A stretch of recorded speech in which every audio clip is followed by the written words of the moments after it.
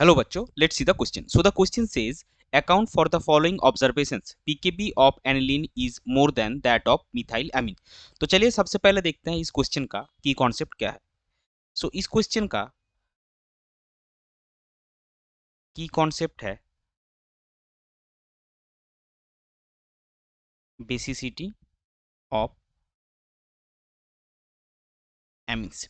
सो सबसे पहले हम एक चीज समझेंगे कि ये पीकेबी क्या होता है. मान लीजिए आपके पास एक बेस है बी ओ एच और ये डिसोसिएट करता है इस तरह से बी प्लस और ओ एच माइनस. तो इसका जो डिसोसिएशन कांस्टेंट है, डिसोसिएशन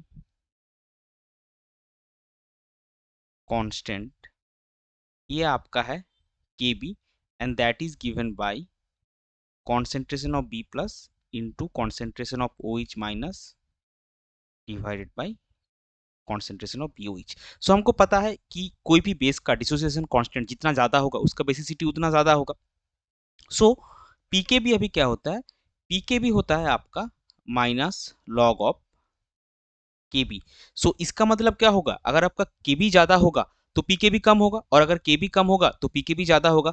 तो पीकेबी के रिस्पेक्ट में हम बेसिसिटी कैसे बोलेंगे, अगर आपका हाई पीकेबी वैल्यू है सो वो कॉरस्पॉन्ड करता है एक वीक बेस को, और अगर आपका पीकेबी वैल्यू लो है, लो पीकेबी वैल्यू, ये कॉरस्पॉन्ड करता है एक स्ट्रॉन्ग बेस को. सो ये था केबी और पीकेबी का कॉन्सेप्ट. अभी हम देखते हैं कि ये जो एनिलीन और मिथाइलामिन का बेसिसिटी का जो कॉन्सेप्ट है वो क्या है. अभी देखिए एनिलीन और मिथाइलामिन दोनों का है ऑर्गेनिक कंपाउंड्स है. सो अगर ऑर्गेनिक बेस, ये दोनों बेस है तो ऑर्गेनिक बेस आप किसको बोलेंगे, अगर कोई भी ऑर्गेनिक कंपाउंड या स्पीसीज जो H प्लस एक्सेप्ट करता है वो होता है आपका ऑर्गेनिक बेस. और अभी आप देखिए कि आपका एनिलीन और मिथाइलामिन दोनों में ही NH2 ग्रुप है. तो इसका बेसिसिटी हम कैसे एक्सप्लेन कर सकते हैं कि दोनों में ही जो NH2 ग्रुप है, NH2 ग्रुप का एक लोन पेयर होता है नाइट्रोजन के ऊपर. सो ये H प्लस एक्सेप्ट करके आपका बनाता है NH3 प्लस, इसको बोलते हैं हम एमोनियम आयन. सो अगर ये एमोनियम आयन जो बनता है दोनों केस में, तो ये NH3 प्लस वाला आयन अगर स्टेबल होगा तो क्या इसका मतलब क्या है, वो नाइट्रोजन के ऊपर लोन पेयर का अवेलेबिलिटी ज्यादा है, वो बहुत आसानी से H प्लस एक्सेप्ट करके NH3 प्लस कटायन आपका बनाएगा, तो वो स्ट्रॉन्ग बेस होगा. अभी हम देखेंगे कि एनिलीन और मिथाइलामिन में कौन सा स्ट्रॉन्ग है कौन सा वीक बेस है.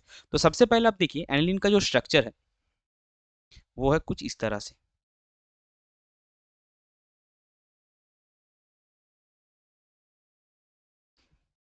अभी नाइट्रोजन का जो लोन पेयर है ये बेंजीन रिंग के साथ क्या करेगा, बेंजीन रिंग के साथ ये रेजोनेंस में पार्टिसिपेट करेगा और ऐसे ही कॉरस्पॉन्डिंग रेजोनेटिंग स्ट्रक्चर बनाते जाएगा. तो हम सारा का सारा जो रेजोनेटिंग स्ट्रक्चर है वो एक बार देख लेंगे एनिलीन का. सो यहाँ पे आपका हो गया माइनस चार्ज, यहाँ पे डबल बॉन्ड NH2 प्लस और बाकी जो डबल बॉन्ड्स है वो इंटेक्ट रहेगा. अभी क्या होगा, ये माइनस चार्ज यहाँ पे आएगा, ये डबल बॉन्ड ब्रेक करके यहाँ पे माइनस चार्ज जनरेट करेगा.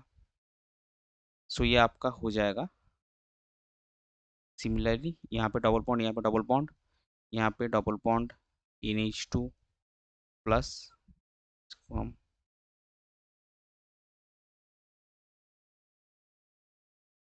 थोड़ा सा सही से ड्रॉ करें. हाँ, और यहाँ पे हो गया आपका माइनस चार्ज. अभी ये माइनस चार्ज क्या करेगा, ये यहाँ पे जाएगा और ये डबल बॉन्ड यहाँ पे टूटेगा. सो आपका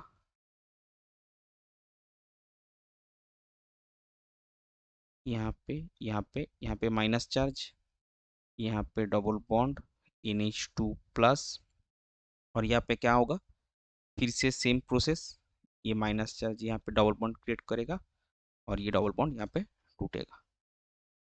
सो आपको क्या मिलेगा,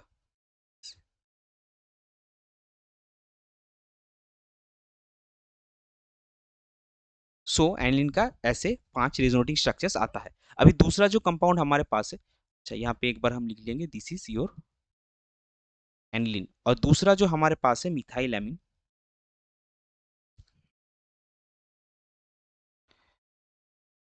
इसमें क्या है, ये आपका है मिथाइल एमीन। सो इसमें क्या है, CH3 ग्रुप का, CH3 ग्रुप आपका एक प्लस आई इफेक्टिंग ग्रुप है, यानी कि इलेक्ट्रॉन रिलीजिंग ग्रुप है। तो वो क्या करेगा, वो नाइट्रोजन का जो लोन पेयर है, लोन पेयर का डेंसिटी बढ़ाएगा। और एनिलीन के केस में क्या हो रहा है, नाइट्रोजन का लोन पेयर जो है वो बेंजीन रिंग के साथ रिजोनेंस में पार्टिसिपेट कर रहा है, तो उसका वो डिलोकलाइज्ड हो रहा है और उसका जो इलेक्ट्रॉन डेंसिटी है वो घट रहा है। सो वो हम क्या लिखेंगे, in aniline the lone pair of electron on nitrogen participate in resonance and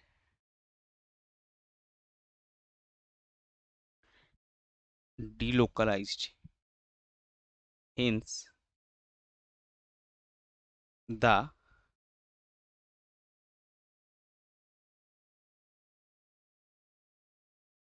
availability of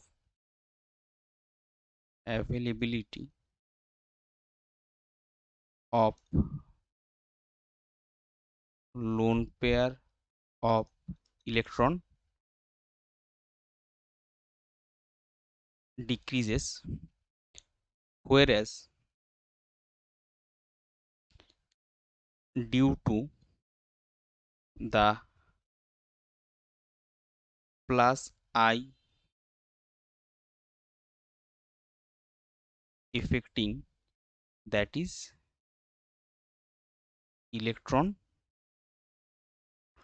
releasing,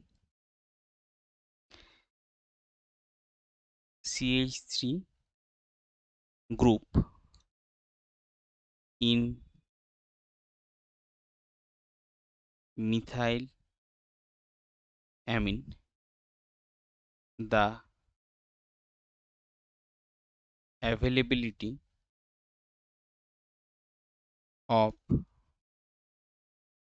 lone pair of electron increases. Thus, aniline is a